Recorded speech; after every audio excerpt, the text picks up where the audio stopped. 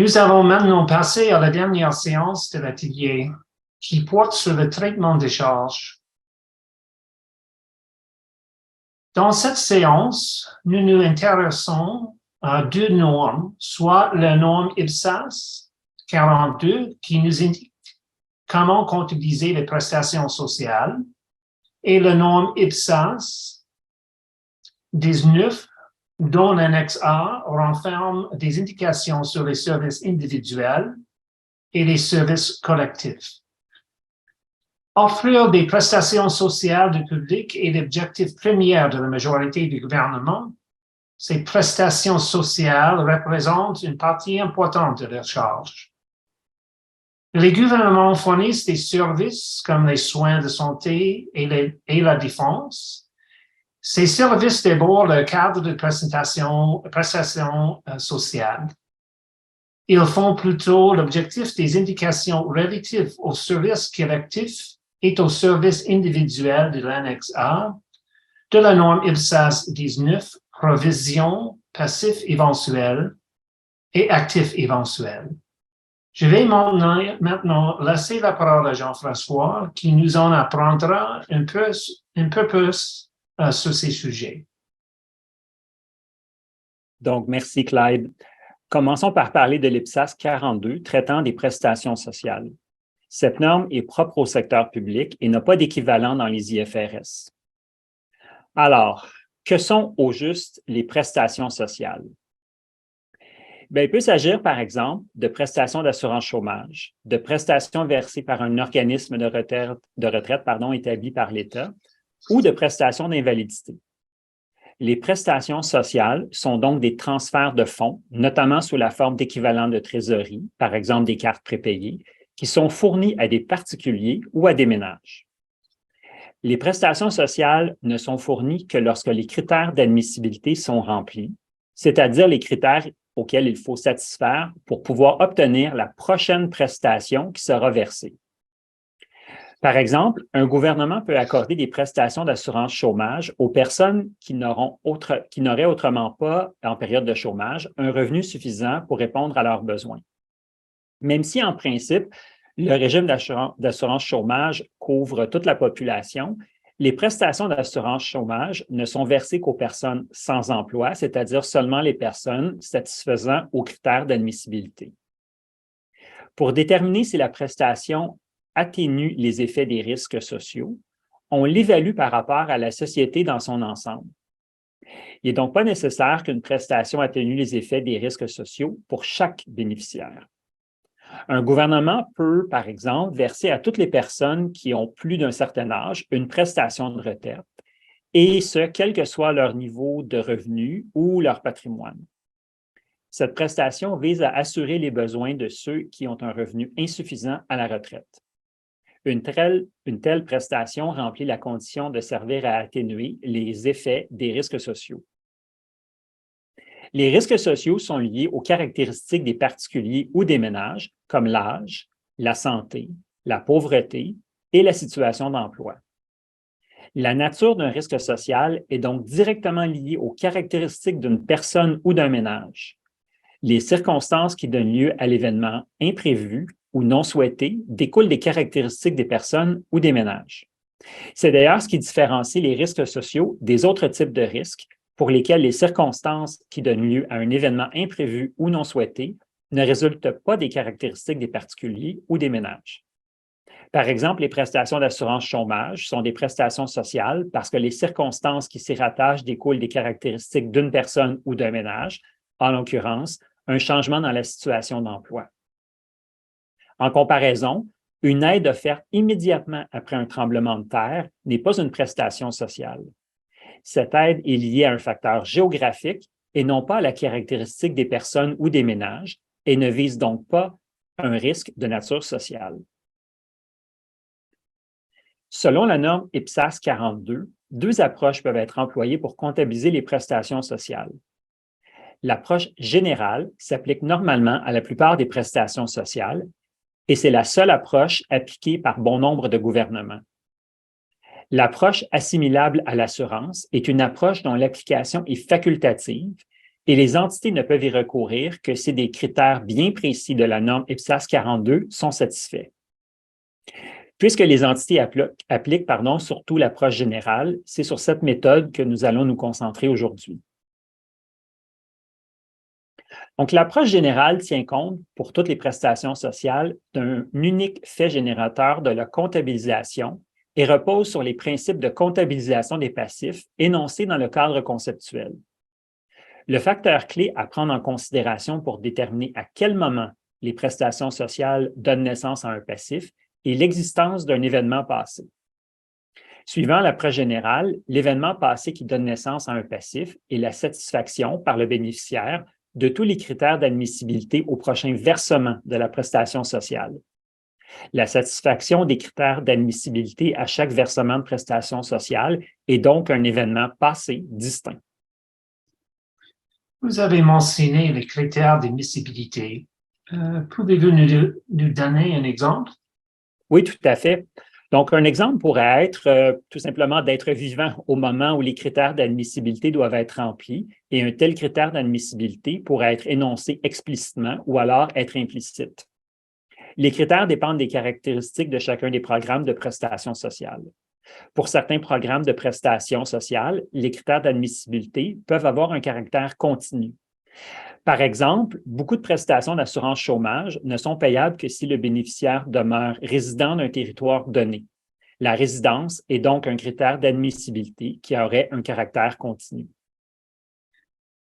Pourriez-vous nous donner des exemples de comptabilisation des prestations sociales? Oui, bien sûr. Donc, on voit à l'écran des exemples du moment auquel un bénéficiaire pourrait commencer à satisfaire aux conditions d'admissibilité au prochain versement de la prestation sociale. Pour continuer à recevoir ces prestations, il doit continuer à satisfaire aux critères. À noter que les critères d'admissibilité au versement de certaines prestations sociales comprennent une période d'attente. Par exemple, certaines prestations d'assurance chômage ne sont versées que lorsque la personne a été sans emploi pendant une période déterminée, disons une semaine. Si une telle période d'attente est prévue, les critères d'admissibilité ne seront satisfaits que lorsque la personne aura été sans emploi pendant la période spécifiée. Excellent, merci. Maintenant que nous avons abordé la comptabilisation, pourriez-vous nous en dire plus sur l'évaluation de ces charges? Oui, bien sûr, avec plaisir. Alors, voyons ce qui en est de l'évaluation lorsque les charges et les passifs sont comptabilisés au titre de prestations sociales. Pour ce qui est des charges, la valeur de la charge comptabilisée au titre d'un programme de prestations sociales correspond au montant du prochain versement que l'entité doit effectuer après que les critères d'admissibilité ont été satisfaits. Pour la plupart des prestations sociales, il ne sera pas nécessaire d'actualiser les charges car le prochain versement sera généralement fait dans les 12 mois suivant la satisfaction des critères d'admissibilité. Quand l'entité verse une prestation sociale avant que le bénéficiaire n'ait satisfait à tous les critères d'admissibilité au prochain versement, la valeur du paiement anticipé ou de la charge comptabilisée lorsque le versement est irrécouvrable correspond au montant de trésorerie qui a été transféré. Pour ce qui est des passifs, selon la norme IPSAS 42, la valeur du passif au titre d'un programme de prestation sociale correspond à la meilleure estimation des coûts que l'entité aura à engager pour s'acquitter des obligations actuelles correspondant au passif. Dans ce contexte, les coûts s'entendent des prestations sociales à verser, c'est-à-dire des transferts de fonds. Ils ne comprennent pas d'autres éléments comme les frais administratifs ou les frais bancaires. Parce que la satisfaction des critères d'admissibilité à chaque versement de prestations sociales est un événement passé distinct, le passif se rattache uniquement au prochain versement. C'est pourquoi les passifs au titre des prestations sociales sont généralement des passifs à court terme. Par conséquent, l'entité en connaîtra souvent le montant et n'aura pas à les estimer. De la même façon, parce que les passifs au titre des prestations sociales sont généralement des passifs à court terme, il ne sera pas nécessaire de les actualiser dans la plupart des cas. Lorsqu'un passif n'est pas encore réglé, il doit être réévalué à chaque date de clôture et ajusté pour tenir compte de la meilleure estimation à cette date de la prestation sociale à verser pour acquitter le passif. Comme pour tous les autres types d'opérations, des informations sur les prestations sociales doivent être fournies dans les états financiers.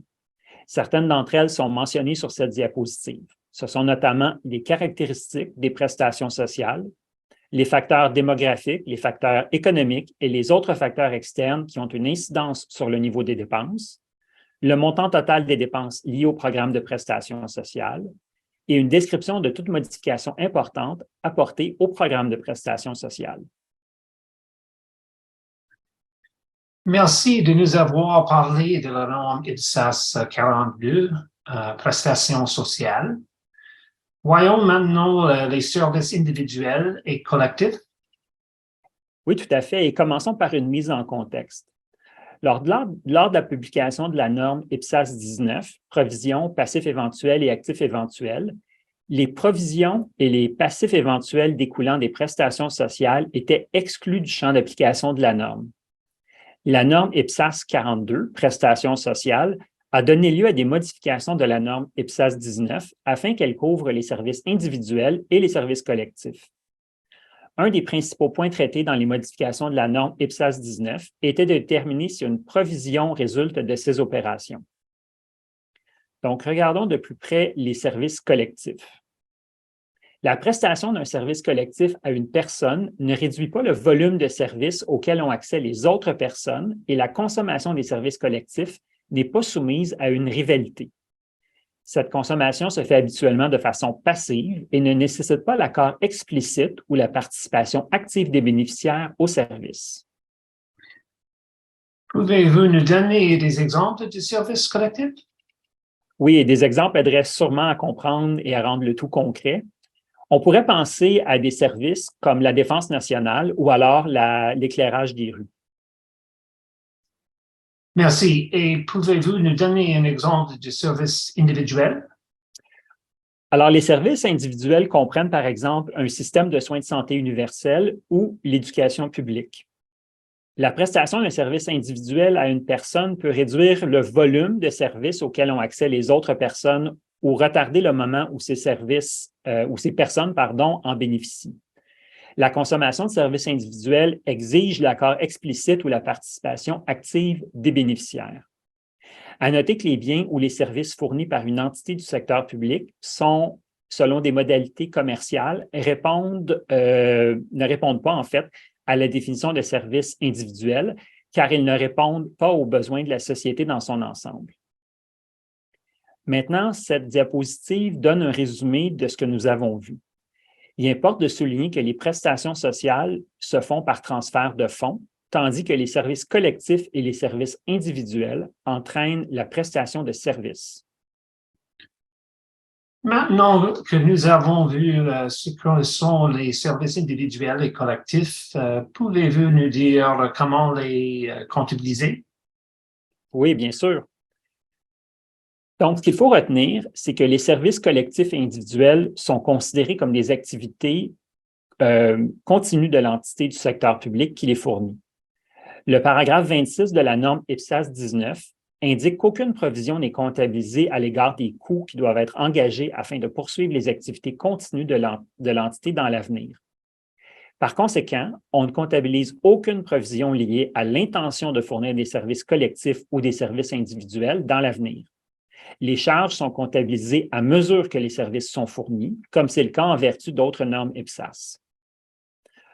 Lorsqu'elle fournit des services collectifs, une entité du secteur public acquiert des ressources et engage des charges dans le cadre de contrats et d'autres accords juridiquement irrévocables. Il pourrait s'agir, par exemple, de salaires versés au personnel de la défense, de l'électricité utilisée dans l'éclairage des rues, de l'acquisition d'actifs en vue de la prestation de ces services ou de l'achat de services collectifs auprès d'un tiers. De façon similaire, la prestation de services individuels est une activité continue de l'entité du secteur public qui fournit ces services. La prestation de services individuels nécessite que l'entité du secteur public acquiert des ressources et engage des charges dans le cadre de contrats et d'autres accords. Pour les services collectifs, comme pour les services individuels, les contrats et autres accords doivent être comptabilisés selon les autres normes IPSAS. Ces accords peuvent donner lieu à un passif, lequel découle du contrat ou de l'accord et non pas de la promesse de fournir les services collectifs. L'entité du secteur public utilise les ressources qu'elle a acquises pour fournir des services individuels. La prestation de ces services individuels, lorsque des personnes en bénéficient, peut entraîner un certain nombre d'obligations futures pour l'entité. Cependant, comme ces obligations ne sont pas actuelles, elles ne donnent pas lieu à un passif. Comme pour les services collectifs, on ne comptabilise aucune provision dans l'intention de fournir des services individuels avant que des personnes ou des ménages en bénéficient. Voilà ce qui conclut ma présentation sur les deux normes liées au traitement des charges. La norme EPSAS 48, frais de transfert, a été publiée en mai 2023 et entrera en vigueur le 1er janvier 2026. L'adoption anticipée est permise. Les frais de transfert constituent une opération courante pour la plupart des gouvernements et ils représentent une part importante des charges pour certaines entités. Les frais de transfert ressemblent aux opérations sans contrepartie telles que définies dans la norme EPSAS 12. Selon cette définition, une opération sans contrepartie est une opération où une entité reçoit une valeur d'une autre entité sans lui donner directement un échange de valeur à peu près égale, ou donne une valeur à une autre entité sans recevoir directement en échange une valeur à peu près égale.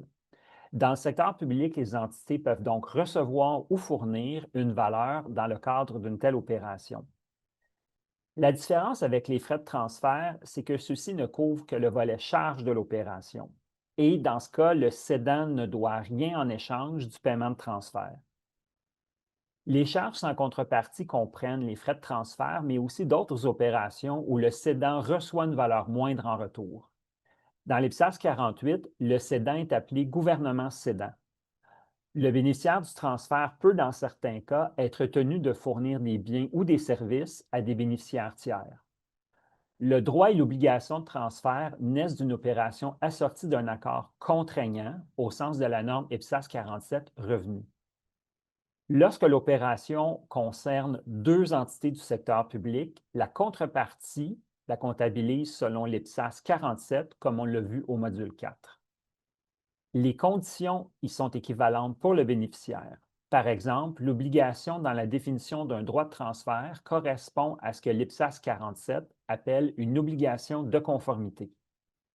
L'existence ou l'absence d'un accord contraignant détermine le traitement comptable des frais de transfert.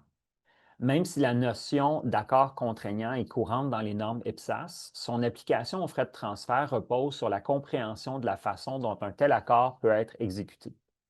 L'importance du caractère exécutoire ressort directement de la définition que l'on retrouve dans l'EPSAS 47, puisqu'elle est la même que celle utilisée dans la comptabilisation des revenus.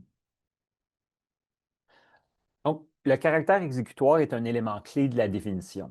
Si un accord ne peut pas être exécuté par les deux parties, il n'est pas contraignant.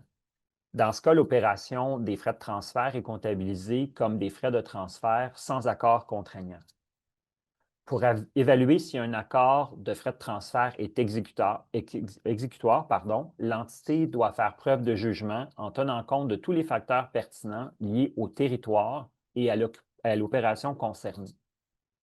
Le caractère exécutoire peut découler de différents mécanismes. Le quoi, qui vise à tenir les parties responsables de leurs obligations en les forçant à les respecter, sinon elles s'exposent à des conséquences. Le comment.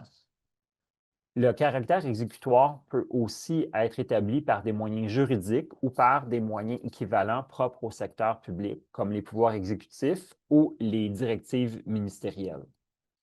Ces moyens, même hors du système judiciaire, peuvent conférer un caractère exécutoire similaire à la force de loi. Un accord est exécutoire pour une autre partie s'il prévoit des droits et obligations distincts pour chaque partie ou des recours en cas de non-exécution applicables par des mécanismes précis. Pour déterminer si un accord est exécutoire, on considère la substance de l'accord et non sa forme juridique. L'évaluation repose sur la capacité de l'entité à faire respecter les modalités et à contraindre les autres parties à remplir leurs obligations. Les intentions de l'entité quant à l'utilisation de cette force exécutoire ne sont pas prises en compte. Lorsqu'un frais de transfert découle d'une opération sans accord contraignant, l'entité commence par déterminer s'il y a une obligation implicite ou juridique liée à ce transfert. Si oui, elle comptabilise une charge et une provision selon la norme EPSAS 19, provision, passif éventuel et actif éventuel. Le transfert ultérieur des ressources aux bénéficiaires vient alors éteindre la provision. Mais s'il n'existe aucune obligation implicite ou juridique liée au transfert, l'entité décomptabilise les actifs à transférer et comptabilise les frais de transfert lorsque le contrôle sur ces ressources est perdu, généralement au moment où elles sont effectivement transférées aux bénéficiaires. Lorsqu'une entité comptabilise une charge et une provision, elle évalue cette provision à la comptabilisation initiale et par la suite, conformément à la norme EPSAS 19 que nous avons vue au module 3. Les charges sont évaluées au même montant que la provision. L'entité peut donc devoir ajuster l'estimation de la provision à la date de clôture et parfois ajuster sa valeur comptable pour tenir compte de la valeur temps de l'argent. Tout ajustement est contrebalancé par une modification de l'excédent ou du déficit. Lorsque les ressources sont ensuite transférées, la provision est réduite ou éteinte. Lorsque l'entité comptabilise une charge au moment où elle cesse de contrôler les ressources, généralement au moment où elles sont effectivement transférées aux bénéficiaires, cette charge est évaluée à la valeur comptable des ressources transférées. Dans plusieurs cas, ces ressources sont de la trésorerie. La charge correspond donc au montant qui est transféré. Dans d'autres cas, il peut s'agir d'actifs non courants, de stock ou de services. La charge correspond alors à la valeur comptable de ces ressources. Pour les services, on retient le coût de la prestation. Enfin, les ressources transférées sont décomptabilisées selon la norme pertinente. La norme EPSAS 48 exige que l'entité identifie ses droits de transfert distincts dans le cadre d'un accord contraignant. Un droit de transfert est soit un droit d'exiger du bénéficiaire du transfert qu'il s'acquitte d'une obligation distincte des autres obligations prévues dans l'accord, soit une série de droits exigeant du bénéficiaire qu'il s'acquitte d'obligations ayant essentiellement les mêmes caractéristiques et les mêmes risques et qui sont exécutés au même rythme. Ces droits de transfert constituent la base du calendrier de comptabilisation des frais de transfert. La norme prévoit que les frais de transfert assortis d'accords contraignants sont comptabilisés au moment où le droit de transfert est éteint. Ce que ça suppose, donc, c'est que l'entité affecte la contrepartie au droit de transfert identifié. Dans ce contexte, le droit de transfert est l'unité de comptabilisation des frais de transfert, tout comme l'obligation de conformité est l'unité de comptabilisation des revenus selon l'IPSAS 47. Un droit de transfert est considéré comme distinct s'il peut être exécuté séparément des autres droits de l'accord. En règle générale, les négociations ayant mené à l'accord permettent de déterminer si un droit est distinct. Il arrive que certains droits soient interreliés. L'entité peut alors les regrouper jusqu'à former un droit distinct pouvant être exécuté séparément. Dans certains accords, aucun regroupement ne permet d'identifier de droit distinct. On considère alors qu'il s'agit d'un droit de transfert unique. Enfin, les ressources transférées sont décomptabilisées conformément à la norme pertinente. Un droit de transfert est considéré comme distinct lorsqu'il peut être exécuté séparément des autres droits prévus dans l'accord contraignant. En règle générale, l'entité peut s'appuyer sur les négociations ayant mené à l'accord pour établir ce caractère distinct. Il arrive que certains droits soient interreliés. Dans ce cas, l'entité peut les regrouper jusqu'à l'obtenir un droit distinct pouvant être exécuté séparément. Un droit de transfert est considéré comme distinct lorsqu'il peut être exécuté séparément des autres droits prévus dans l'accord contraignant. En règle générale, l'entité peut s'appuyer sur les négociations ayant mené à l'accord pour établir ce caractère distinct. Il arrive que certains droits soient interreliés. Dans ce cas, l'entité peut les regrouper jusqu'à obtenir un droit distinct pouvant être exécuté séparément. Ce regroupement est alors traité comme un droit de transfert. Dans certains accords, aucun regroupement ne permet d'identifier un droit distinct. On conclut alors qu'il s'agit d'un droit de transfert unique. Les ressources transférées sont décomptabilisées selon la norme pertinente. Un accord contraignant donne à une entité, le gouvernement cédant, ou à un ou a plusieurs droits de transfert et lui impose une ou plusieurs obligations de transfert. Ces droits et obligations répondent respectivement aux définitions d'actifs et de passifs du cadre conceptuel. À la conclusion d'un accord contraignant non totalement exécuté, l'entité ne comptabilise pas d'actifs, de passifs ou de charges liées à cet accord. En effet, les droits et obligations de transfert sont alors interdépendants et indissociables. Combinés, ils constituent un actif et un passif unique évalué à zéro. Un accord contraignant est considéré comme non totalement exécuté si deux conditions existent. L'entité n'a pas encore payé et n'est pas encore tenue de payer une contrepartie au bénéficiaire du transfert pour que celui-ci remplisse ses obligations de conformité. Et le bénéficiaire du transfert n'a pas encore commencé à remplir ses obligations. Après la conclusion d'un accord contraignant, deux situations peuvent se présenter. L'entité va transférer des ressources avant que le bénéficiaire n'ait commencé à remplir ses obligations, ou le bénéficiaire commence à remplir ses obligations et devient admissible à recevoir des ressources avant que l'entité ne transfère ces mêmes ressources.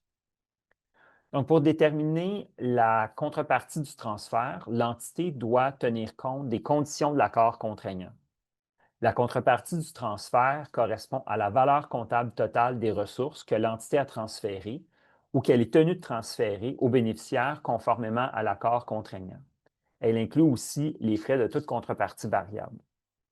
Premier scénario, l'entité transfère des ressources avant que le bénéficiaire ne commence à remplir son obligation. Dans ce cas-là, elle comptabilise un actif au titre du droit de transfert, évalué à la valeur comptable totale des ressources transférées selon l'accord. Le deuxième scénario, c'est des frais de transfert sont comptabilisés à la suite de l'extinction d'un droit de transfert. Ils sont alors évalués au montant de la contrepartie affectée à ce droit éteint. Troisième scénario, le bénéficiaire a rempli ses obligations de conformité, mais l'entité n'a pas encore transféré les ressources prévues. Elle va comptabiliser alors un passif au titre de l'obligation de transfert, évalué à la valeur comptable totale des ressources qu'elle doit transférer. Ce montant va être indiqué, ou plutôt va être identique, à celui des frais de transfert comptabilisés simultanément. Enfin, certains accords contraignants prévoient une contrepartie variable, par exemple en fonction de remises, rabais, remboursements, crédits, incitations, primes de performance, pénalités, etc. Dans l'IPSAS 48, cette contrepartie variable est évaluée en suivant les mêmes règles que dans l'IPSAS 19 pour évaluer des provisions. Lorsqu'un accord contraignant comprend plusieurs droits de transfert distincts, la contrepartie du transfert doit être affectée à chacun de ces droits distincts. C'est cette affectation qui permet de déterminer le montant à comptabiliser en frais de transfert pour chaque droit. Selon l'IPSAS 48, la contrepartie distincte correspond au montant que l'entité prévoit verser au bénéficiaire pour l'exécution de chacune de ses obligations. La contrepartie affectée à chaque droit distinct doit être ajustée pour tenir compte des montants de contrepartie variables, par exemple les incitatifs, primes de performance, pénalités et autres éléments similaires. La contrepartie variable peut concerner des droits de transfert spécifiques. Dans ce cas, elle est affectée uniquement à ces droits, ou alors l'ensemble de l'accord contraignant. Dans ce cas, elles sont réparties entre tous les droits de transfert proportionnellement à leur part de la contrepartie totale, en excluant toute contrepartie variable qui ne peut être associée à des droits précis. Après avoir comptabilisé un actif au titre du droit de transfert, il peut arriver que le bénéficiaire ne soit pas en mesure ou alors refuse de remplir ses obligations prévues dans l'accord contraignant. Le traitement comptable dépendra des conditions de l'accord, du système juridique du pays ou territoire concerné, ainsi que d'autres circonstances. Si l'entité dispose d'un droit exécutoire et inconditionnel de recevoir de la trésorerie ou un autre actif financier, on peut appeler un droit à un remboursement, elle va alors décomptabiliser l'actif au titre du droit de transfert et va comptabiliser à la place un actif financier. Cet actif financier est ensuite évalué conformément à l'IPSAS 41. Si l'entité ne peut pas comptabiliser un actif financier, donc si elle n'a pas droit à un remboursement, elle doit soumettre l'actif au titre du droit de transfert à un test de dépréciation selon l'IPSAS 21, dépréciation des actifs non générateurs de trésorerie. Une modification à un accord contraignant est un changement approuvé par les parties qui touche le droit et obligations prévus dans l'accord. Elle peut créer de nouveaux droits et nouvelles obligations exécutoires ou modifier les droits et obligations exécutoires existants. L'entité comptabilise cette modification comme un accord distinct si deux conditions sont toutes les deux remplies. L'étendue de l'accord est élargie, accordant à l'entité une ou plusieurs droits de transfert supplémentaires parce que le bénéficiaire accepte des obligations supplémentaires ou un resserrement d'obligations existantes. Et la contrepartie du transfert augmente d'un montant reflétant la valeur de ces droits supplémentaires en compensant le bénéficiaire pour ses obligations accrues. Si l'une ou l'autre de ces conditions n'est pas remplie, la modification est traitée comme faisant partie de l'accord initial. L'entité détermine les droits de transfert cumulés à comptabiliser à la date de la modification en révisant ses estimations de la contrepartie totale et de la répartition ayant droit éteints ou non éteints. La différence entre ces frais cumulés révisés et les frais cumulés précédemment comptabilisés et inscrits à l'excédent ou déficit, soit comme frais supplémentaires, soit comme réduction des frais à la date de la modification. Comme l'exige l'IPSAS 1, l'entité doit présenter une analyse des charges, soit selon leur nature, soit selon leur fonction au sein de l'entité. L'analyse par nature, dans le contexte des frais de transfert, cela revient à présenter ces frais comme un poste distinct. L'analyse par fonction, les frais de transfert sont alors répartis entre les différents programmes ou objectifs pour lesquels les transferts ont été effectués. En plus de cette analyse, l'entité doit fournir des informations qualitatives et quantitatives sur les transferts importants, qu'ils soient assortis ou non d'un accord contraignant. L'objectif est de permettre aux utilisateurs de comprendre comment les ressources de l'entité sont affectées à ses programmes, ses activités et ses services. Certaines informations peuvent aussi devoir être fournies en vertu d'autres normes. Par exemple, si un passif lié à une obligation de transfert est un passif financier, parce que le transfert se fera en trésorerie, les obligations d'information de l'IPSAS 30, instruments financiers, informations à fournir, s'appliqueront.